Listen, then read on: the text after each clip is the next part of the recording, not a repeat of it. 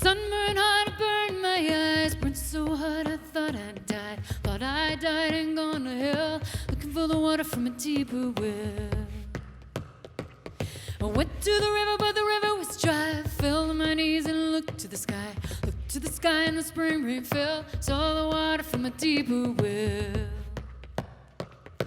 Way up, full of water from a deeper well. Way up, full of water from a deeper well.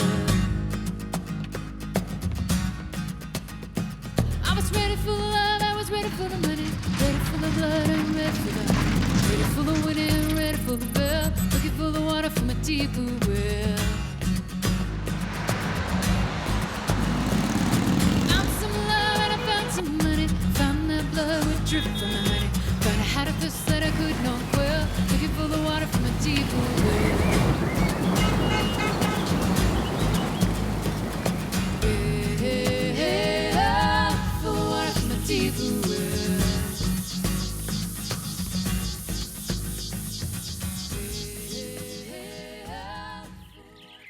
It is early morning at the Kisii Eye Hospital in Western Kenya, the second clinic built by the Fiat Lux Foundation. We are here with doctors and volunteers from the foundation to meet the patients who have traveled great distances to come here and get treatment. It started when I was young. This is Tony, a bright young man of 17 who has gone blind from a rare eye condition. My eyes used just to itch, then when I rub, then all of a sudden they started turning red. Tony can easily be cured with a corneal transplant, but in this remote part of the world, access to healthcare is a luxury that few can afford. Tony's mother, Alice, is a widow who supports Tony along with his 3 siblings and 8 cousins.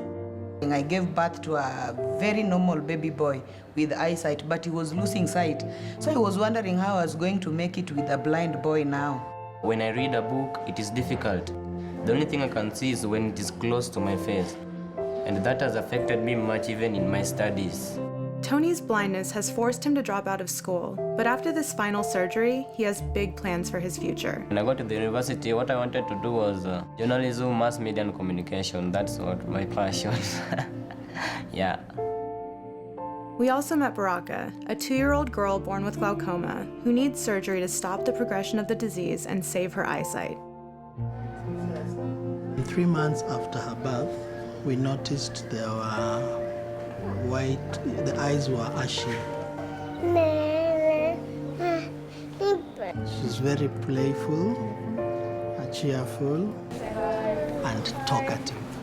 Hi.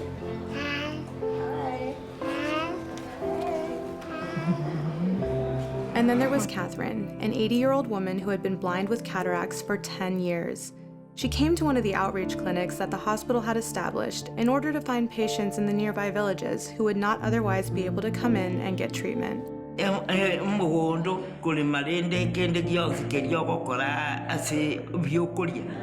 didn't know that she could be changed. Sometimes they don't even know that that blindness can be treated. 20% of the Kenyans live in the rural areas, and that's where the needs are. So I decided that I needed to come out here to this region and then try to make a difference. This is Dr. Daniel Kiage, a renowned ophthalmologist who gave up a thriving practice in Nairobi in order to move out to the remote regions of Kenya and build a clinic. He had a pretty comfortable life in Nairobi, and he gave that up to go serve underserved people in rural Kenya, and I think that's really admirable. Dr. Thomas Tayeri runs a successful practice in Palo Alto, California, and has spent years traveling the world performing surgeries. But after seeing the enormous need for eye care in the developing world, he wanted to do something more. So Tom and his wife started the Fiat Lux Foundation with the aim of building hospitals all over the world in order to provide a long-term solution for curing blindness.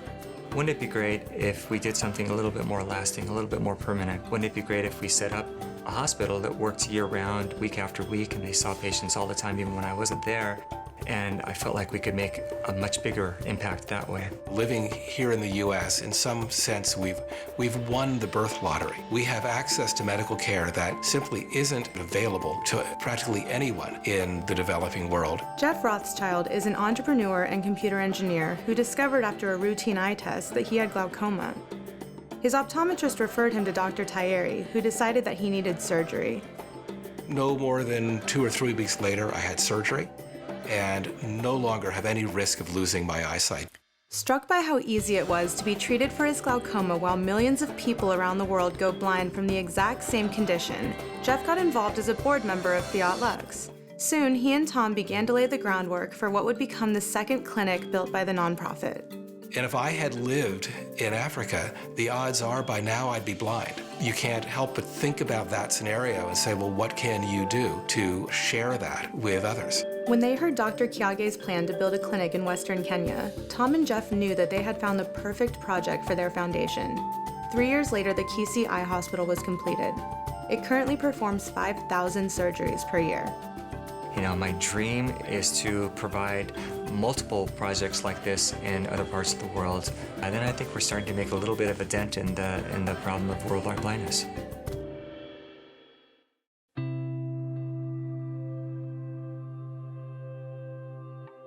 You know, you must be nervous, that's okay, but I know what is going to take place inside there, so I am ready for it.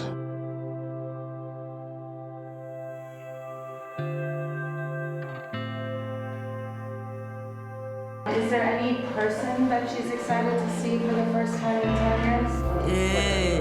Abange.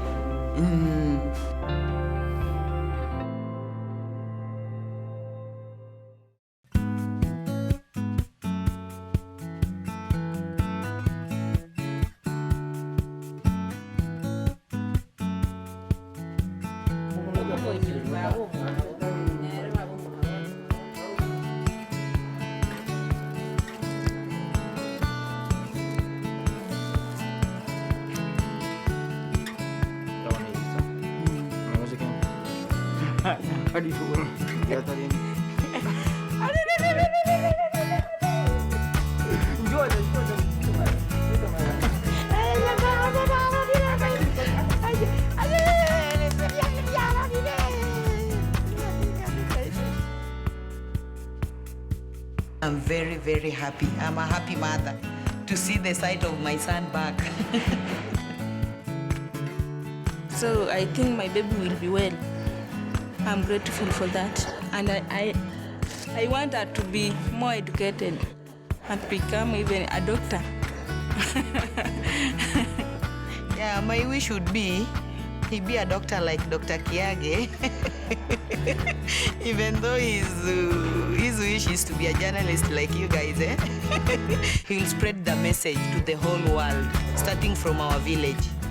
And it will reach the whole world. So people will know that if you don't have sight, it can be restored. That can be the best.